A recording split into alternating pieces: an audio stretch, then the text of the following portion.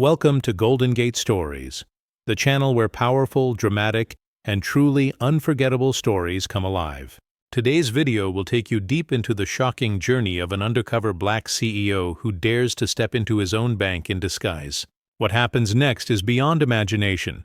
Disrespected, slapped, and even arrested by the very staff who were supposed to serve him. But what they never realized is that the man they humiliated actually owned the entire bank.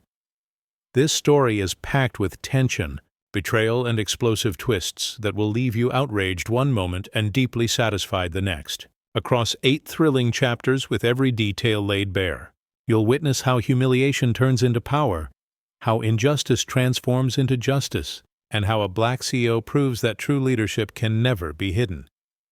If you're ready for a story full of shock, drama, and a payoff you'll never forget, hit that subscribe button now so you don't miss a single moment of Golden Gate Stories. It was supposed to be just another Tuesday morning at Franklin National Bank. The lobby smelled of stale coffee, perfume that had gone bad 3 hours ago, and the faint panic of customers waiting too long in line. Behind the marble counters, staff tapped their nails against keyboards like they were auditioning for a percussion band, while bored security guards stood with their arms crossed, pretending they were protecting Fort Knox, and into this circus walked a man no one recognized. He wasn't dressed like a CEO. No sharp Armani suit, no Rolex glinting under the fluorescent lights. Instead, he wore a simple gray hoodie, jeans that had seen better days, and a baseball cap pulled low. To everyone else, he looked like just another tired customer with a checking account balance scraping the bottom. But what no one in that bank knew, what absolutely none of them could have guessed, was that this man was not just anybody. He was the black CEO who owned the very building they were standing in, the vault beneath their feet, and every last dollar being shuffled across those counters. This was his bank, his empire, and today he was undercover. Why? Not because he was bored or trying out some kind of billionaire role play. No. He had heard whispers, complaints from customers, rumors of disrespectful staff, arrogant managers treating clients like dirt. He wanted to see it with his own eyes, and if the stories were true, he was ready to shake the place to its core. At first, nothing happened. He stood in line, patient, watching. The woman in front of him was an elderly lady with trembling hands trying to withdraw her pension money. The teller rolled her eyes so hard, it's a wonder they didn't get stuck in the back of her head. "Next," she snapped, as if kindness cost extra. The black CEO clenched his jaw. He wasn't here to play God, but already his blood was starting to simmer. When it was finally his turn, he stepped up calmly, slid a small withdrawal slip across the counter, and spoke with a quiet, steady voice. "I'd like to take out some cash, please." The teller barely looked at him.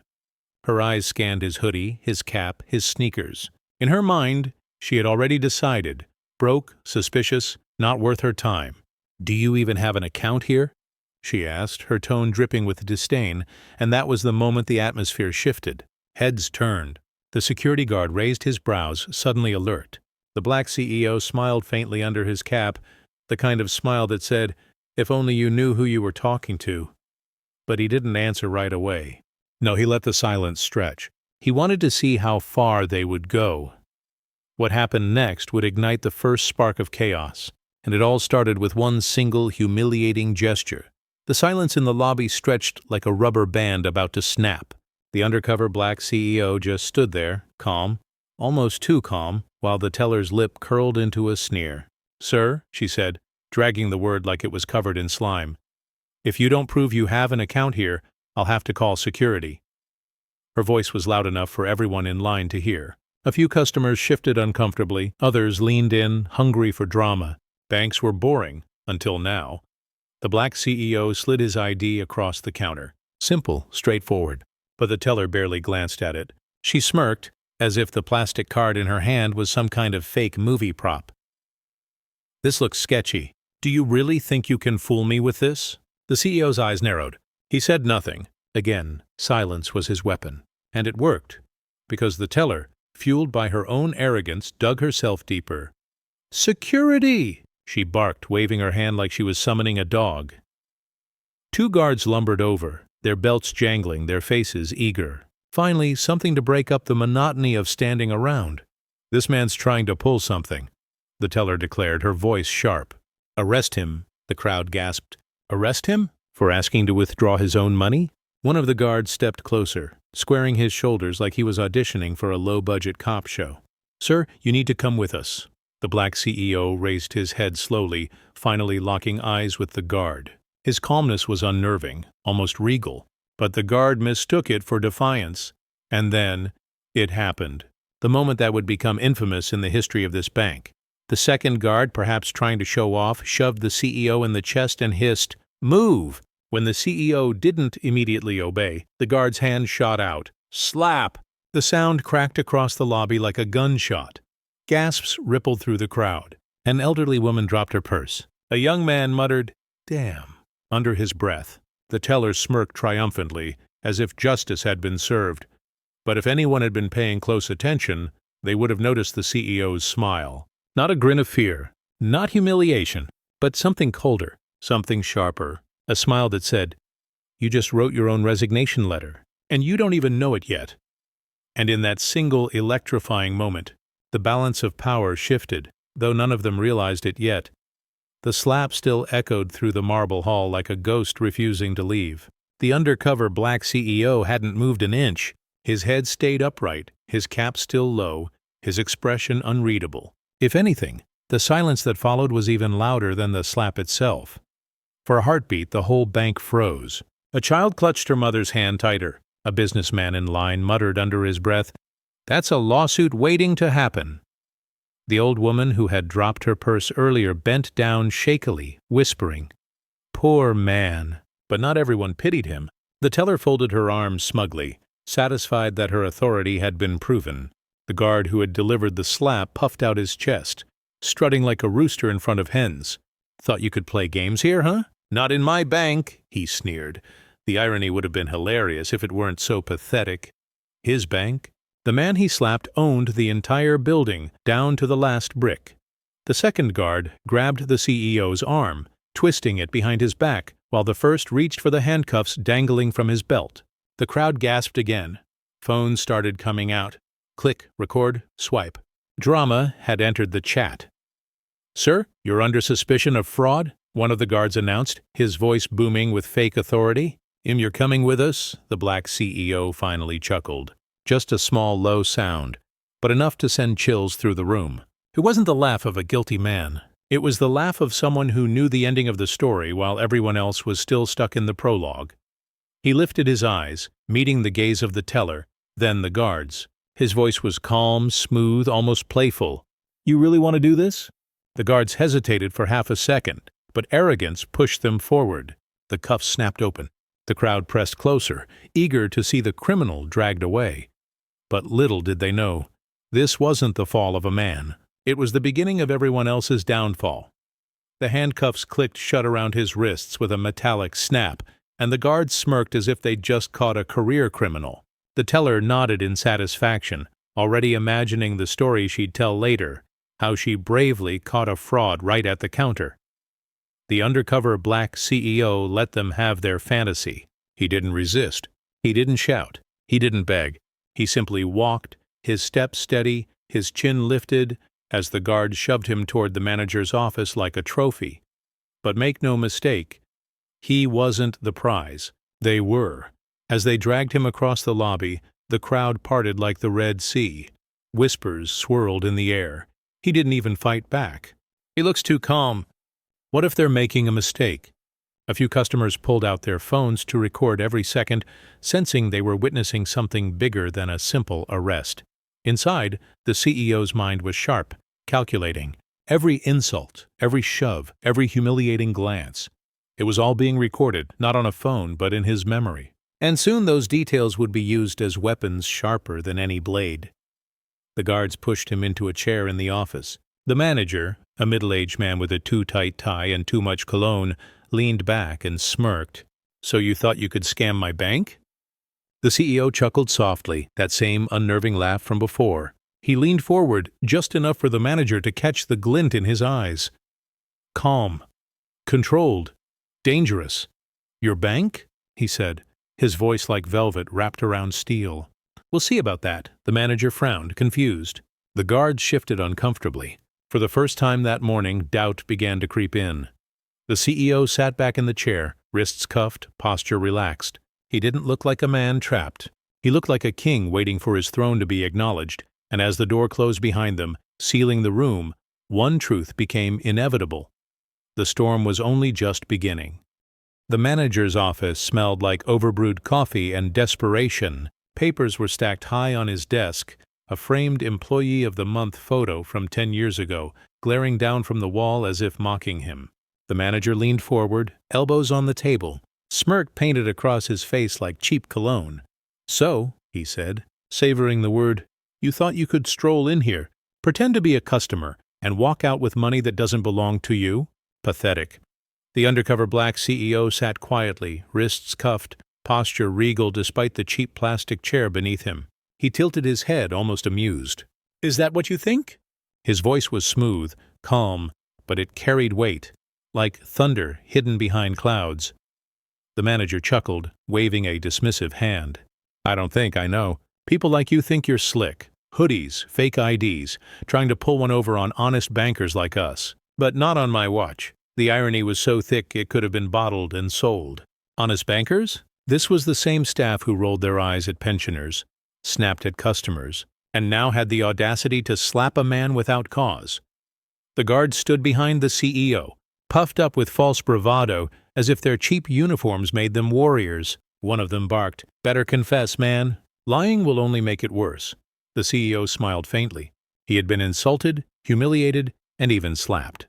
But what they didn't realize was that every second they spoke, every arrogant word they threw at him, only dug their graves deeper. He leaned forward, lowering his voice, letting the words drip like poison honey. "Tell me something, manager. Do you always treat your customers this way?" The manager snorted. "Customers. Real customers don't look like you." The room went still. Even the guards blinked, realizing the line had crossed into dangerous territory. The CEO's smile widened, sharp as glass. "Oh," he said softly, almost to himself. "That's exactly what I needed to hear." For the first time, the manager faltered.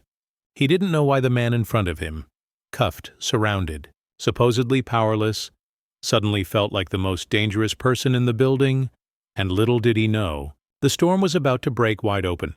The silence was heavy enough to choke on.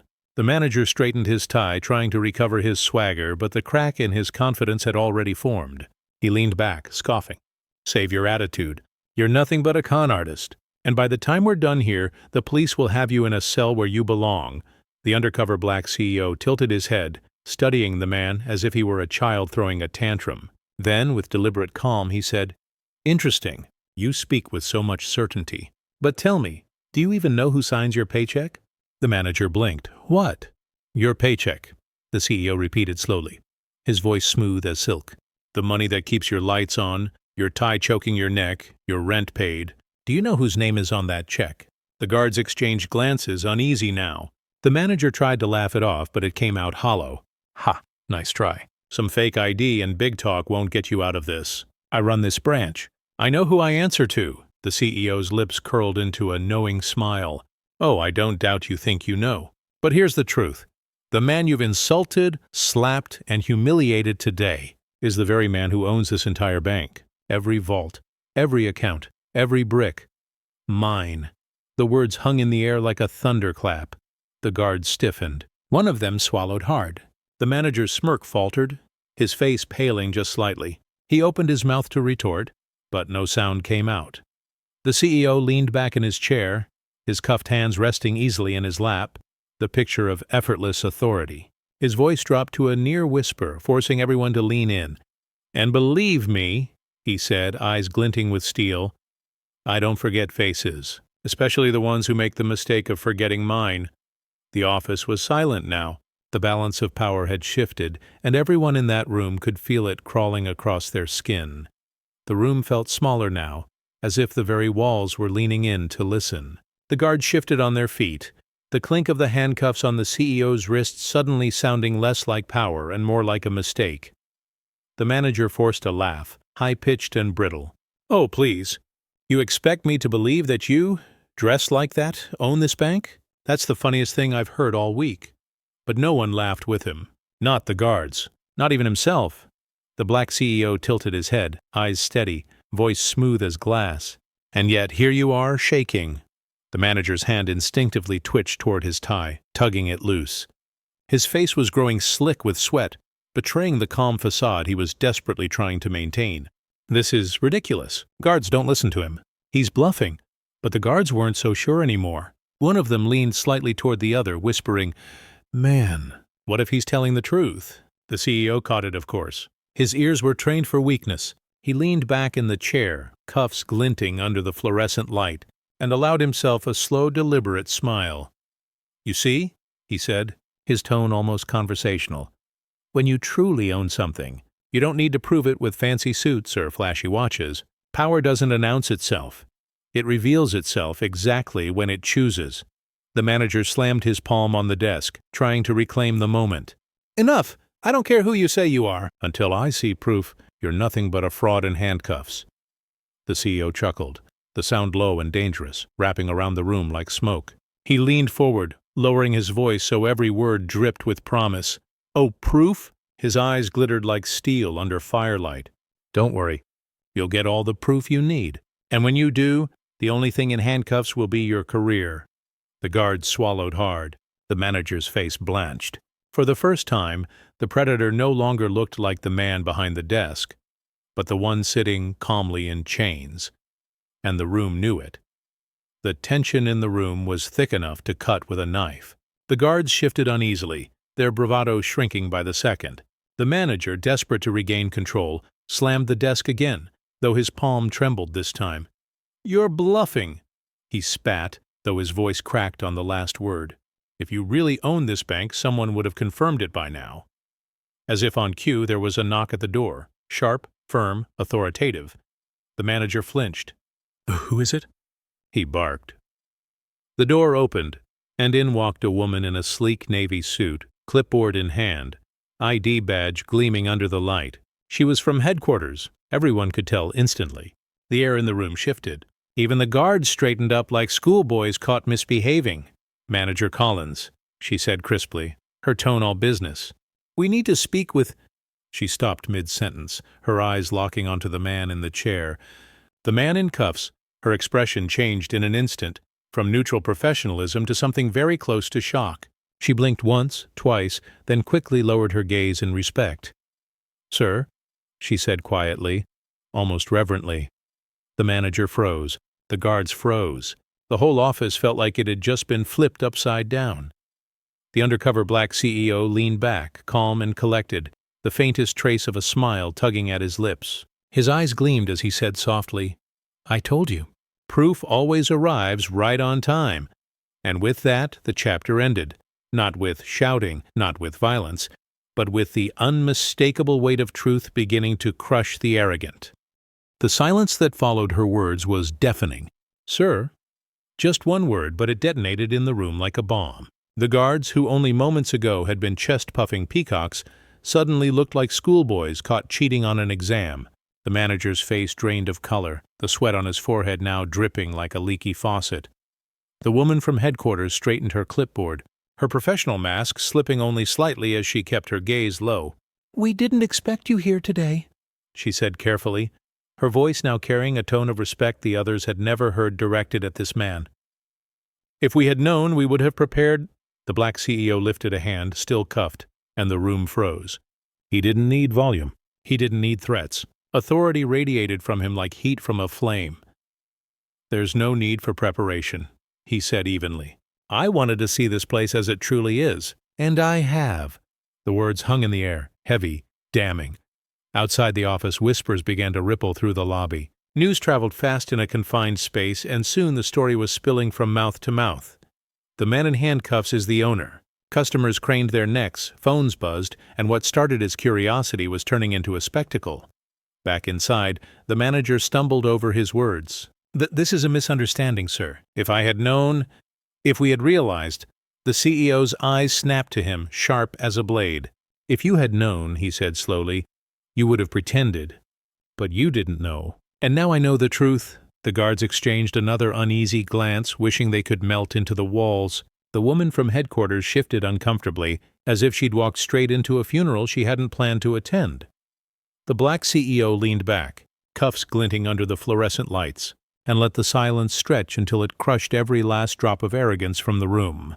Then, with a faint smile, he delivered the words that made everyone's blood run cold. By the time this day is over, none of you will be sitting in the chairs you're sitting in now. The manager's mouth opened and closed like a fish gasping for air. His face was pale, his once cocky smirk now gone as if it had never existed. The guards shifted from foot to foot, suddenly unsure whether they should be restraining the man in cuffs or begging him for mercy.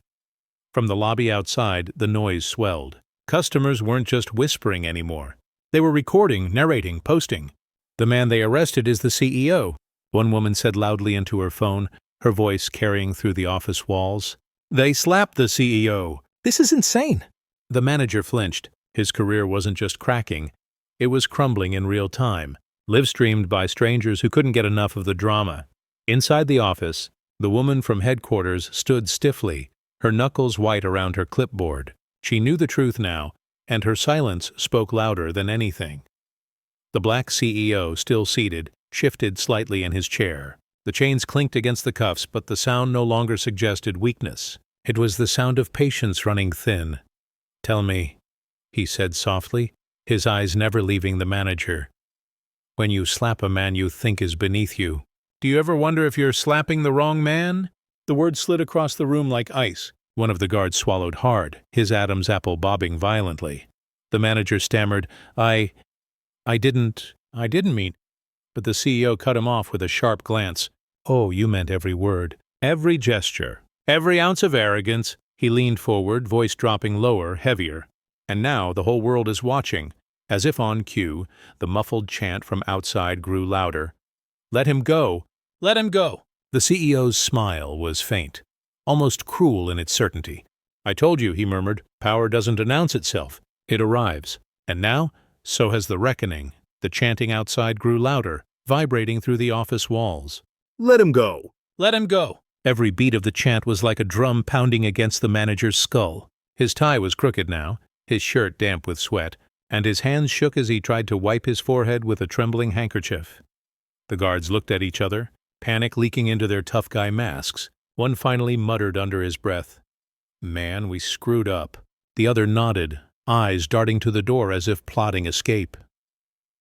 The black CEO sat motionless, calm, letting the chaos swirl around him like a storm he had summoned. His cuffs clinked softly as he adjusted his posture, no longer looking restrained, but regal. The woman from headquarters stepped forward, her voice sharp. "Enough! Take those handcuffs off him, now!" The manager's eyes bulged. "What? No! We can't." But her glare sliced him open. "Do you have any idea who you just assaulted? Do you understand what this means for all of you?"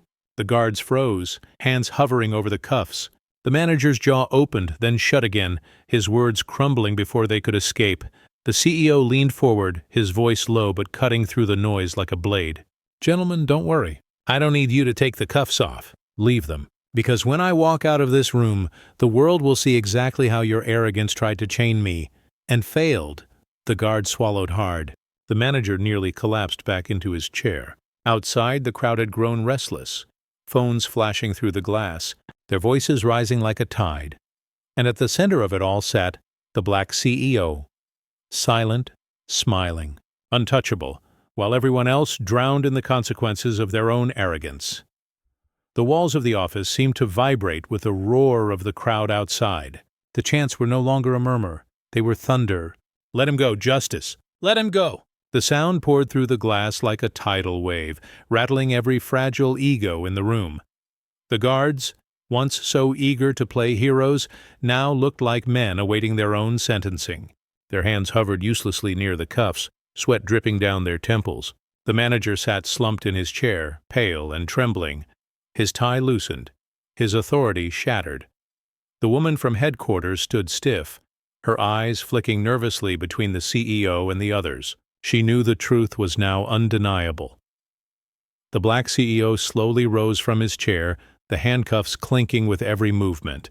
The guards didn't stop him. They didn't dare. His presence filled the room like a storm cloud. Dark, commanding, impossible to ignore. He stepped toward the manager's desk, every movement calm, deliberate, regal. He leaned down just enough to let the broken man see the fire in his eyes.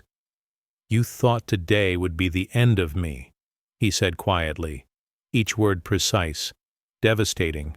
"But it's the end of you, of all of you," the manager whimpered, lips trembling, no defense left in him. The CEO straightened, turned toward the door, and nodded once to the woman from headquarters. "Open it." She obeyed immediately, pulling the door wide. The roar of the crowd exploded into the office, cameras flashing, voices rising. The black CEO stepped into the light, still in cuffs, but looking every bit the master of the moment. The crowd gasped, then erupted, not in pity, but in awe. And as he stood before them, silent yet towering, one truth became clear to everyone present. The chains on his wrists could not contain the power in his hands. The roar outside the bank was no longer just a crowd, it was a movement. Phones were held high. Live streams ran in every direction. Hashtags already flooding social media. Charn Black CEO, justice at the bank, power unmasked. Reporters had arrived, their cameras pressed against the glass doors, hungry for the story of the century. What began as a routine morning at Franklin National had become a spectacle that no one could contain. The black CEO stepped forward, still cuffed, his calm face illuminated by the flashing bulbs of dozens of cameras. He didn't flinch. He didn't need to. The image alone, the owner of the bank paraded in chains by his own staff, was powerful enough to ignite outrage across the city. The crowd erupted again. Voices overlapping, questions flying. "Is it true you own this bank? Did they really slap you? What will you do now?" The guards, who once shoved him so carelessly, now stood frozen at his side, wishing they could vanish into thin air. The manager lingered in the doorway, pale as chalk, shrinking from the sight of his downfall. The woman from headquarters cleared her throat, stepping closer to the CEO, her voice low but firm. "Sir, the media's here. Whatever you say now will shape everything." The CEO smiled faintly, turning to face the flashing lights, the buzzing microphones, the hundreds of eyes fixed on him. He raised his cuffed hand slightly, the chains glinting under the morning sun, and in that single pose, he flipped the narrative. He wasn't a victim. He was a conqueror waiting to announce judgment. His voice, calm but resonant, carried over the chaos. "Today you've all witnessed the truth. Not just about me, but about how arrogance blinds people to respect, to justice, to simple human decency. And let me be clear, this ends today." The crowd erupted into cheers, the chant changing, swelling with new energy. "CEO! CEO! CEO!" And for the first time since the morning began, the staff of Franklin National realized they weren't just facing one man. They were facing a tide they could never hold back. The microphone stretched toward him like a forest of metal stems, each reporter desperate to capture his words. The crowd hushed, the chants softening into anticipation. "Sir," one journalist shouted, "can you confirm? Are you really the owner of Franklin National Bank?" The black CEO raised his cuffed hand slightly, letting the cameras drink in the image. "I don't need to confirm it," he said calmly. "This bank was built under my leadership. Every vault, every floorboard, every account here carries my name, whether these people recognized it or not." The reporters erupted with more questions. "Why were you here undercover? What did the staff do to you? Do you intend to press charges?" The CEO's gaze swept over the sea of cameras and faces. His voice was steady, deliberate, cutting through the chaos like a blade. "I came undercover," he began, "because I heard rumors of arrogance, of staff who treated customers with contempt, of managers who confused power with cruelty. Today I didn't just hear the truth, I lived it." Gasps rippled through the crowd. The manager, lurking in the doorway, visibly shrank. The CEO continued, his tone sharper now. "They didn't just disrespect a customer, they disrespected the very values this bank was supposed to stand for. And in doing so, they disrespected me. They thought I was beneath them. But they forgot one thing. I own this place, and starting today, things will change." The crowd roared in approval, cameras flashing like lightning. The chant swelled again, but this time with a new rhythm, louder, fiercer. "Change the bank! Change the bank!" The CEO let the noise rise, then lowered his voice just enough to slice through it, the words landing like hammer blows.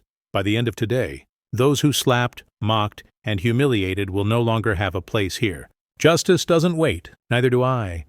The crowd exploded, reporters jostling, their pens flying to keep up. And in that moment, it wasn't just a scandal anymore. It was history being written in real time. The questions from the press shifted like a spotlight, turning away from the CEO and burning straight onto the trembling figures behind him. Manager Collins, did you order the arrest? Who gave the command to slap him? Do you realize the man you humiliated is your boss? The manager's lips flapped uselessly, no words coming out, only stammers. The guards shrank against the wall, sweat dripping down their necks, praying the cameras wouldn't zoom in on their faces. The black CEO stood tall, letting the frenzy grow for a moment before lifting his cuffed hands again. The crowd hushed instantly. Even the cameras seemed to hold their breath. "Let's make it clear," he said, his voice carrying across the lobby. "The disrespect you've seen today wasn't just toward me. It was toward every customer who walked into this bank and was treated like they didn't matter. Today, the arrogance of a few revealed the rot beneath the surface." He turned, eyes locking on the manager. "Manager Collins, you slapped away the values of this bank long before you allowed your staff to slap me, and for that, your time here is finished." Gasps tore through the crowd. Reporters scribbled furiously. The manager's knees buckled, his hands gripping the edge of the desk to keep himself upright. The CEO's gaze slid to the guards. "And you two, you thought chains could strip a man of dignity, but it only stripped you of yours. Effective immediately. You're done here, too." The guards looked as if the ground had dropped from beneath them. The CEO raised his voice now, projecting so every camera, every microphone, every soul in the building could hear. "This bank will not be a place of humiliation. It will not be a place of arrogance. From this moment forward, it will be rebuilt. On respect, on justice, on truth. And anyone who cannot live by those values will not live a day longer in this institution." The lobby exploded. Cheers, applause, chants shaking the ceiling. The hashtag storm online doubled, tripled, spreading faster than wildfire. And in the center of it all, the black CEO, still in cuffs, looked more free, more powerful than anyone else in the room.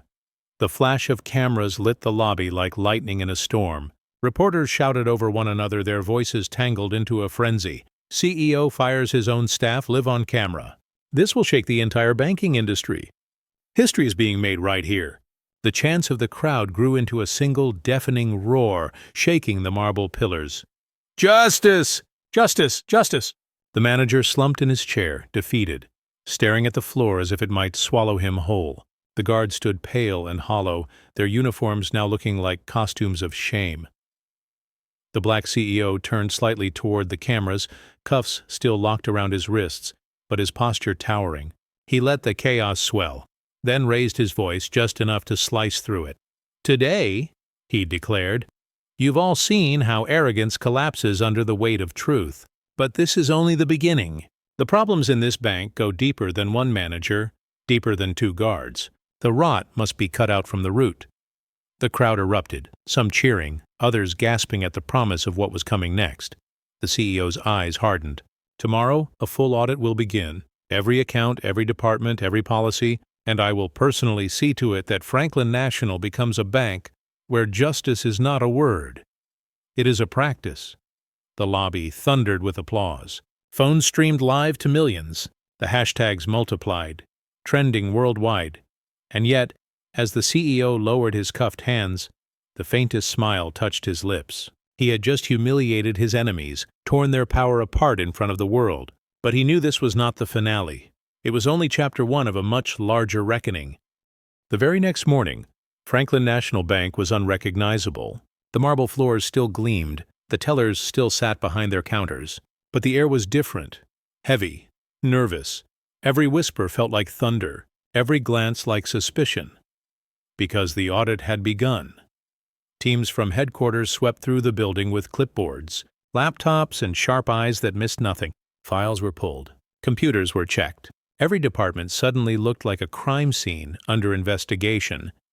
Employees who just days ago strutted through the halls now walked with hunched shoulders, their voices low, their hands clammy. The gossip wasn't about customers anymore. It was about survival. And at the center of it all stood the black CEO, no longer in cuffs, dressed sharply in a tailored navy suit. The disguise was gone. The mask was off. This was the man in full command of his empire, and everyone knew it. He moved through the bank slowly, deliberately, his eyes scanning every corner as if he could see through walls. People stepped aside like water parting for a ship. Some bowed their heads. Others tried not to meet his gaze at all. "Bring me the internal reports," he ordered, his voice calm but edged with steel. Papers landed on his desk in stacks. At first, it was the usual incompetence, delayed accounts, missing signatures, sloppy transactions. But as the hours passed, patterns began to emerge. Accounts tied to the same managers, transactions that didn't add up, numbers that had been doctored to look clean but smelled of rot. The CEO tapped his finger against one file, his lips curling into a cold smile. "So this is where the real disease begins." Across the room, employees exchanged nervous glances. The crowd of reporters outside the bank hadn't left either. They were waiting for updates, hungry for the next twist, and the CEO knew one thing for certain. What he had uncovered so far was just the surface. The deeper he dug, the uglier the truth would become. The reckoning wasn't over. It had only just begun. By mid-afternoon, the air inside Franklin National was electric with fear. Word had spread through every department. The CEO was no longer undercover, and he was tearing through the bank's files like a surgeon cutting into rot. 3 managers were summoned to the boardroom. They walked in stiffly, their faces pale, ties too tight, trying to look calm but failing miserably. The door closed behind them with a heavy thud. The black CEO sat at the head of the long mahogany table, flanked by auditors from headquarters. His presence filled the room even before he spoke. When he finally did, his words landed like stone. "These reports," he said, sliding a folder across the table, "show accounts linked directly to your departments, funds rerouted, signatures forged, and my money vanishing into thin air. Would any of you care to explain?" The managers exchanged nervous glances. One cleared his throat, forcing a weak smile. "Sir, I'm sure there's a reasonable explanation. Clerical errors, maybe. These things happen." The CEO's eyes snapped up, cold and sharp. "Clerical errors don't hide millions, and they don't repeat the same pattern across multiple accounts. Do you take me for a fool?" The man's voice died in his throat. The other 2 fidgeted, sweat beading at their temples. One of them finally blurted, "We didn't think anyone would notice." He stopped, realizing too late what he had confessed. The CEO leaned forward, his voice low. "Dangerous. So it's true. You thought you could steal from this bank, from me, and bury it under paperwork." The silence was suffocating. The 3 men shrank in their seats, their power evaporating in the heat of his stare. Then the CEO sat back, almost casually, and let out a humorless chuckle. "Gentlemen, the betrayal of a thief is predictable. But the betrayal of those trusted to protect the vault, that's unforgivable." The managers lowered their eyes, shame and terror written all over their faces. And in that moment, it became clear. This wasn't just incompetence. This was treachery, rotting the bank from the inside. The silence in the boardroom was suffocating. The 3 managers sat like prisoners awaiting their sentence, their foreheads slick with sweat, their eyes darting anywhere but at the man at the head of the table. The black CEO tapped the folder once with his finger. Tap. Tap. Each sound was like a hammer on their coffin. "You betrayed the trust placed in you," he said, his voice steady, measured. "You stole not just money, but dignity. You thought the vault was yours to plunder. But let me remind you, it was entrusted to you by me." One of the managers opened his mouth, desperate. "Please, sir, if you give us another chance." The CEO's glare cut him off sharper than a blade. "Another chance? You squandered your last chance the moment you signed a forged document, the moment you rerouted funds, the moment you turned your back on integrity." He rose from his chair, towering over them. His presence was heavy, inescapable. "Effective immediately, the 3 of you are terminated. Security will escort you out, and the authorities will be waiting for you outside these doors." The words hit like thunder. The managers slumped, one burying his face in his hands, another choking back a sob. The CEO turned to the auditors. "Prepare full evidence packages for law enforcement. Every signature, every transaction. Nothing is to be buried." The auditors nodded, already scribbling notes furiously, and then, as if on cue, the doors opened. Reporters had been given access, their cameras flashing like lightning as they captured the moment. 3 disgraced managers being escorted out, while the black CEO stood tall, his expression carved in stone. One journalist shouted, "Sir, what message are you sending with this?" The CEO met the cameras head-on. His voice was sharp, resonant, unforgettable. "The message is simple. Corruption will not hide under my roof. Betray me, betray this bank, and your downfall will be public, for the whole world to see." The room erupted, some in gasps, some in applause, cameras whirring to capture every second. And for the first time, the bank's staff realized this was no longer about humiliation or scandal. This was a purge, and it had only just begun. The scene spilled onto every screen in the city. News anchors broke their schedules, flashing the footage live. 3 disgraced managers marched out in shame while the black CEO stood tall, commanding the room like a general. Social media caught fire. Bank purge trended alongside how our black CEO and the justice served.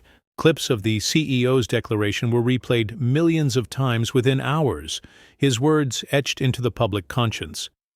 "Corruption will not hide under my roof." Inside the bank, the effect was seismic. Employees whispered in corners, their voices trembling. Some frantically checked their files, others deleted emails, as if the shadows of their mistakes were already reaching for their throats. And through it all, the black CEO moved calmly, deliberately, like a storm cloud rolling over a city. He didn't need to shout anymore. His silence alone was enough to make the walls shake. He returned to his office, auditors trailing him with more files. He flipped through them, his eyes narrowing. What he saw wasn't just incompetence, it was something larger. Bigger sums, bigger names, patterns that led not to mid-level managers but to the top. A cold smile crossed his face. "So," he murmured almost to himself, "the real thieves are higher than I thought." The staff who watched him from afar shivered. They knew what was coming. The purge had only claimed its first victims. The bigger storm, the one aimed at the true masterminds, was still gathering. And when it struck, no one at Franklin National would be left untouched. The next morning the storm had not passed. It had only gathered strength. Headlines screamed across every newspaper and website, "Black CEO purges corruption, live on camera. Franklin National in crisis, who's next?" The man in chains who owned the bank. Inside the skyscraper headquarters, the air was suffocating. Executives who had once carried themselves like untouchable kings now shuffled nervously through the halls. Their whispers were sharp, frantic. "He's coming for us. Does he know? Which files has he seen?" The black CEO arrived at the top floor with an entourage of auditors, lawyers, and security of his own choosing. This was no longer undercover work. This was war. The boardroom, once a place of smug laughter and hollow speeches, was now a courtroom. The CEO took his seat at the head of the long glass table, his presence so commanding that even the windows seemed to tremble in their frames. One by one, files were dropped in front of the executives. Each folder was a bomb waiting to explode. "Millions rerouted into shell companies," the CEO said, his voice calm but heavy with authority. "Bonuses approved for projects that never existed. Accounts falsified to line your own pockets." He paused, his gaze sweeping the room.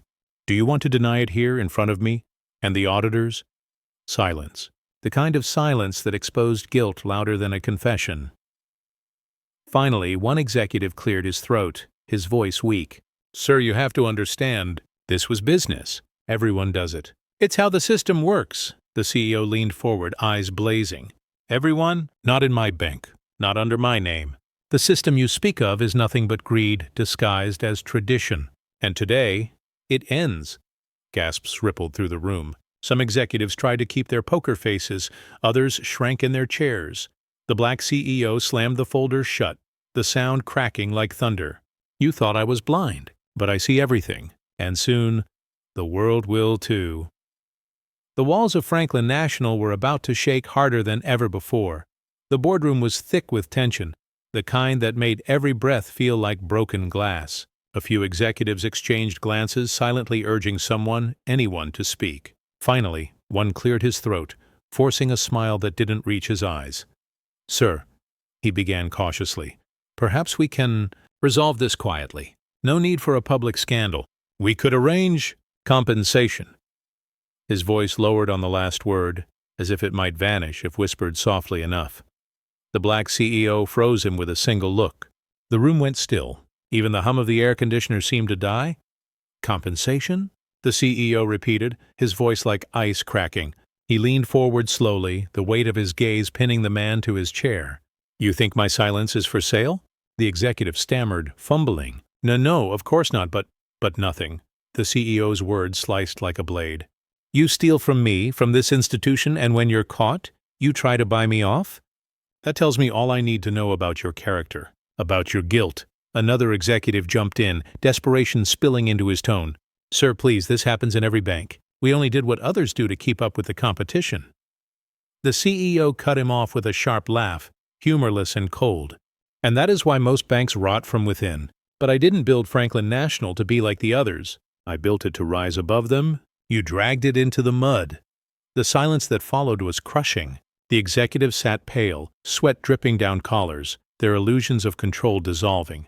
The CEO stood, his shadow stretching long across the table. His voice dropped to a near whisper but carried the force of a verdict.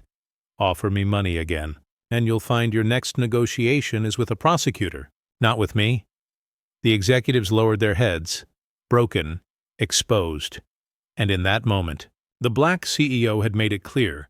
Corruption wasn't just being uncovered. It was being crushed, root and branch, with no room left for escape. The silence in the boardroom was unbearable, broken only by the soft scratch of auditors' pens racing across paper. Every executive in the room sat rigid, their faces pale, as if waiting for a guillotine to drop. The black CEO stood at the head of the table, his gaze sweeping the room with measured coldness. You've justified theft as business. You've tried to buy me with hush money. And you've hidden behind a system you corrupted yourselves. He placed both hands firmly on the glass table. That ends now. He gestured to the auditors, who immediately dropped thick stacks of evidence onto the table in front of each executive. Folders bursting with forged documents, falsified numbers, and money trails that glowed like neon signs of guilt. These files, the CEO said, his voice ringing like a verdict, will be handed directly to law enforcement. I will not protect you. I will not shield this bank from scandal, because this scandal was born of your own greed. Gasps filled the room. A few executives broke down, one burying his face in his hands, another whispering frantically to a lawyer at his side. The CEO straightened, adjusting his cufflinks with deliberate calm. Effective immediately, you are suspended from your positions, pending criminal investigation. Security will escort you from this building today. One executive tried to rise, sputtering, You can't do this! The CEO's eyes locked onto him, freezing him in place. I own this bank. I can do exactly this. The words landed like thunder, echoing through the boardroom. And as the doors opened, reporters waiting outside surged forward, cameras flashing.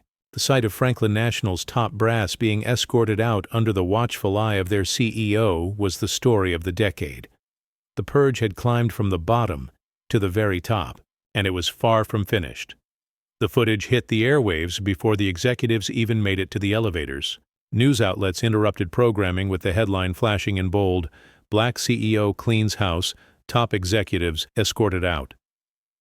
The images were everywhere, on television, on phones, across social media feeds like wildfire. Commentators shouted over each other, This has never happened before! An entire board suspended in a single day. This could redefine the banking industry. In cities across the country, people gathered around cafe screens and office TVs, watching in stunned silence before erupting into cheers. For the first time in years, a story of corruption wasn't ending in cover-ups. It was ending in justice, swift, public, undeniable. Inside Franklin National, the black CEO stood before a wall of microphones, his navy suit immaculate, his presence unshakable. The cameras zoomed in, the world leaning in to hear his next words. What you witnessed today, he began, his voice steady and resonant, is not the end. It is the beginning. This bank will undergo the most comprehensive purge in its history. Every account, every executive, every shadow that has festered in the dark will be exposed to the light.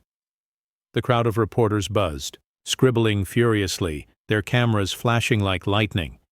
The CEO raised a hand for silence. Understand this, Franklin National is not just my bank.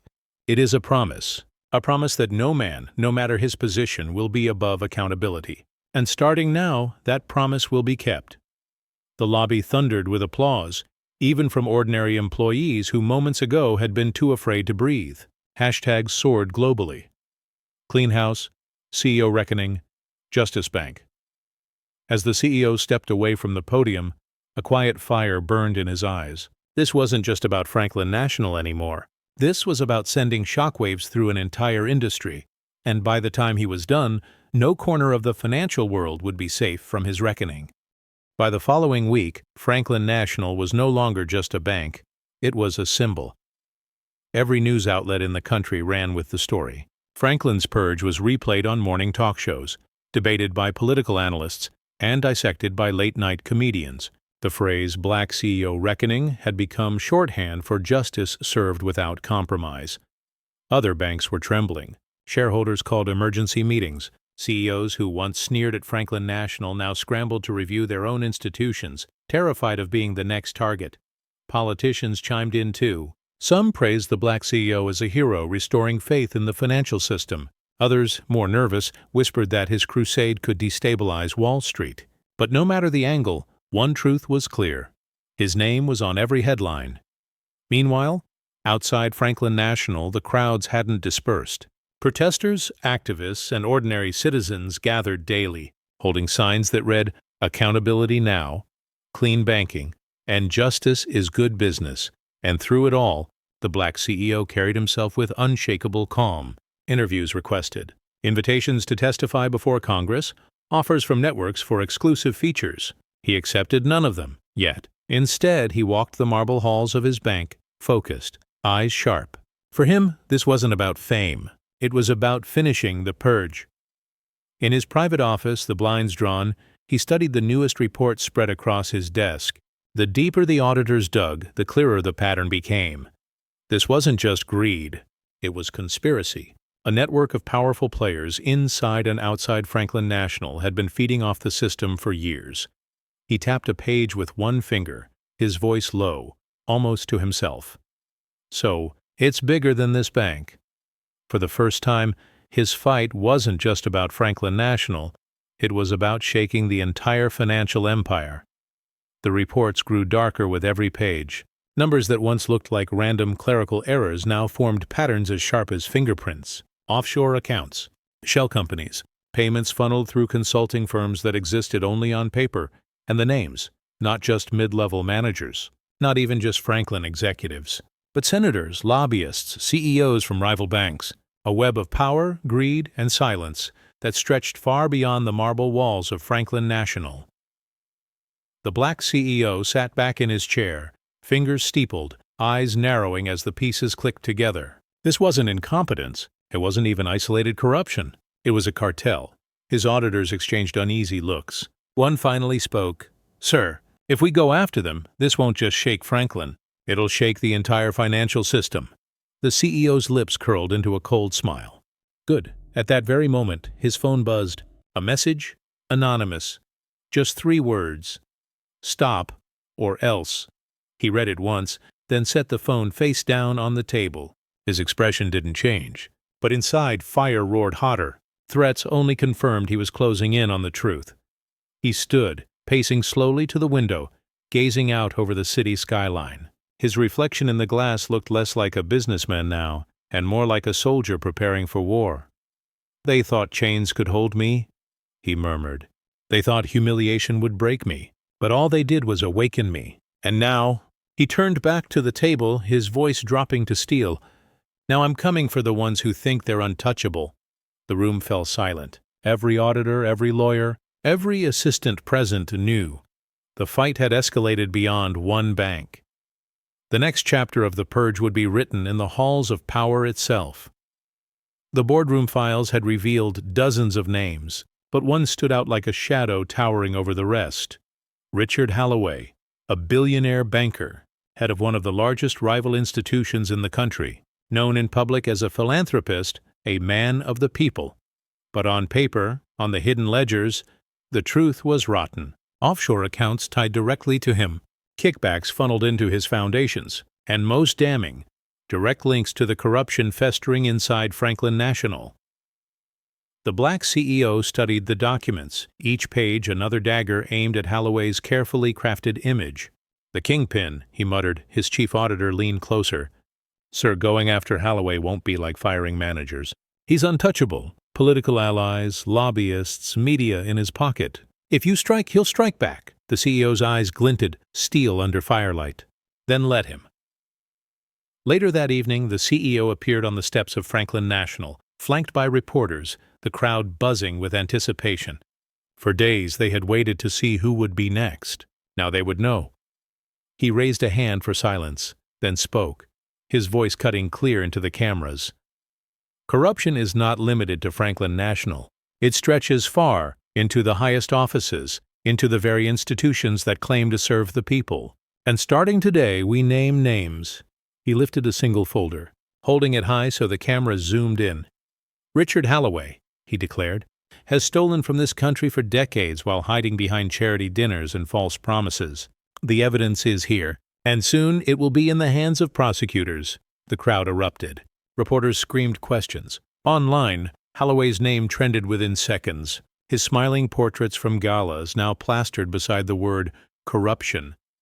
And somewhere across the city, in a penthouse office lined with gold, Richard Holloway was watching. His glass of whiskey trembled in his hand as he muttered, "So, the boy thinks he can come for me." The war had found its first true battlefield. The announcement detonated across the country like a bomb. By midnight, every major network was running the story. Black CEO names Richard Holloway in corruption scandal. The fall of a philanthropist? Bank war erupts on Wall Street. Holloway's polished smile was plastered everywhere, next to headlines dripping with suspicion. The media, once his lapdog, now circled like wolves sensing blood. But Holloway didn't stay silent. At dawn, he appeared on television, sitting in his penthouse office with the skyline glowing behind him. His tone was smooth, his smile carefully rehearsed. "These allegations are absurd," he said confidently. "This so-called black CEO is grandstanding, trying to build fame on my reputation. I've given millions to charity, created jobs, supported this nation's growth. And now I'm being smeared by a man desperate for attention." It was a performance, but behind the veneer, there was a tremor in his eyes. He knew the evidence was real. Back at Franklin National, the black CEO watched the broadcast with a cold expression. His staff waited for his reaction. Finally, he smirked. "Good, let him talk." He turned from the screen. The louder he shouts, the more desperate he looks. And when the truth lands, his empire will crumble faster than his smile. Outside, the world braced itself. Analysts called it the beginning of a financial civil war. Protesters doubled in number, chanting both names, "Justice! Justice!" and "Holloway must fall." The black CEO stepped to his window, watching the city pulse with unrest. His reflection stared back, eyes burning with resolve. "This is no longer just my fight," he whispered. "It's the people's fight, and I won't back down." The stage was set. The nation was watching, and the next move would decide not just the fate of Franklin National, but the future of the entire financial empire. Within days of the black CEO's declaration, the financial world buzzed with one burning question. When will he face Holloway? The answer came on a stormy Thursday afternoon. Cameras crowded the steps of a federal hearing, where both men had been summoned to testify before a congressional committee investigating corruption in banking. The air was electric as the two titans entered the chamber from opposite sides. Holloway, dressed in a silver-gray suit, wore his trademark smile. Confident, rehearsed, the smile of a man who had bribed half the room. The black CEO, in contrast, walked in with steady composure.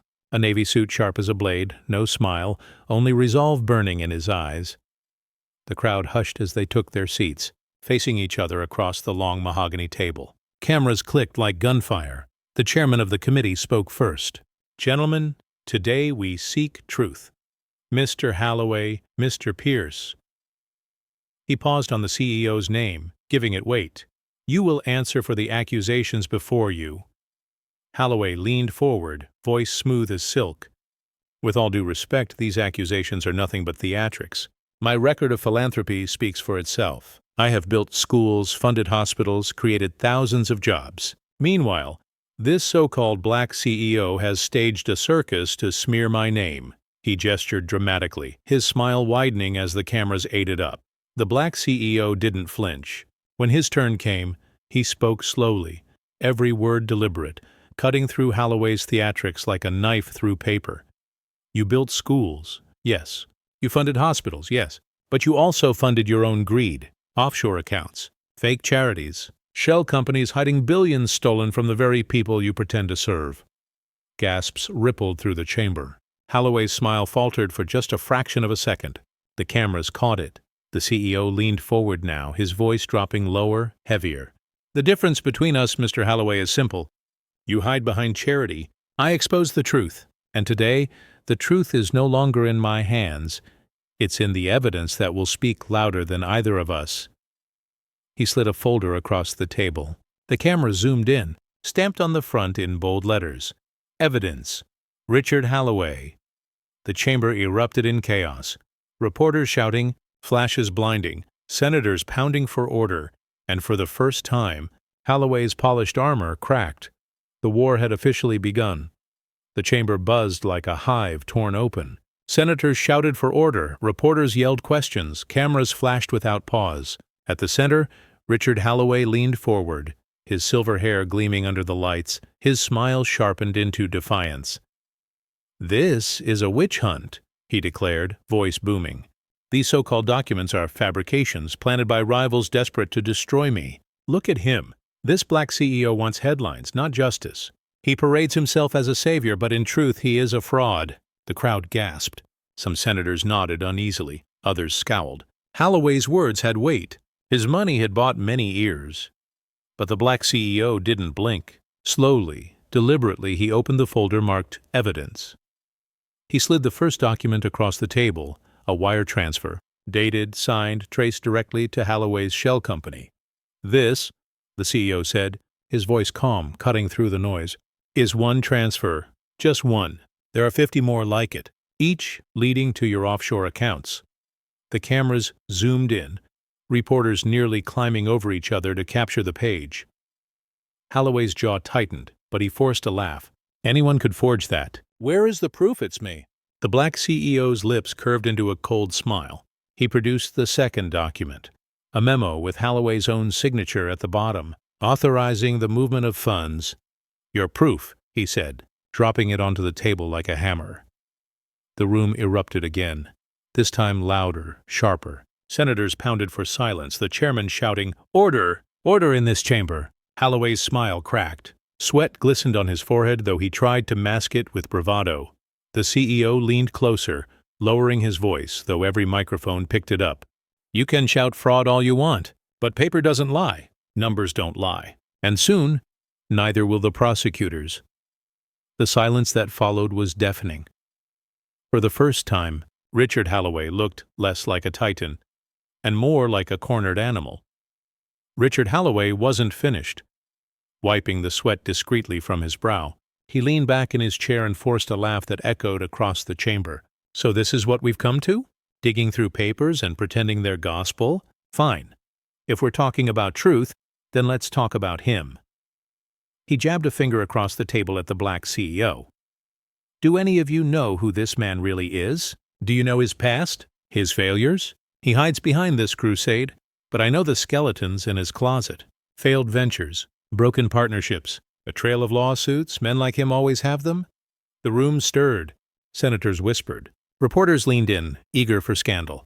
Holloway pressed on, his smile venomous. "He calls himself a savior, but he's nothing more than a disgruntled executive trying to turn humiliation into revenge. And if you trust him, you'll regret it, because men like him don't build, they destroy." The jab hit hard. For a moment, the crowd shifted, doubt creeping in. Cameras zoomed closer to the CEO's face, hungry to catch him flinch. But he didn't. The black CEO leaned forward, his voice steady, calm as stone. "You want to talk about my past? Fine. I've failed. I've lost. I've been betrayed. I've been humiliated by men like you. But here's the difference, Mr. Holloway. I don't run from my scars. I wear them, because every scar is proof I survived and came back stronger." He reached under the stack of documents and pulled out a sealed envelope. sliding it across the table with precision. "And since we're discussing skeletons in closets," he said, his eyes locking on Holloway, "perhaps you should explain this." The chairman opened the envelope. Inside was a photo.